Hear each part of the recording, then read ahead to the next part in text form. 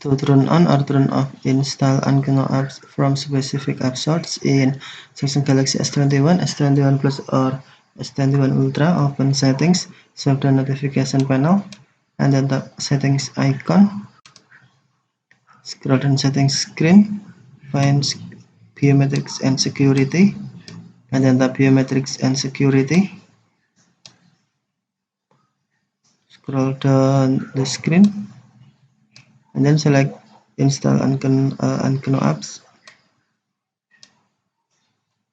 Installing apps from the source may put your phone and data at risk. Tap switch until blue to in specific app to turn on,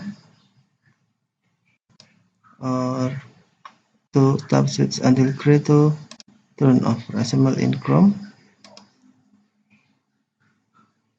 if you turn on Chrome to install unknown app, Chrome will be install unknown app. Okay, thank you for watching. Have a nice day.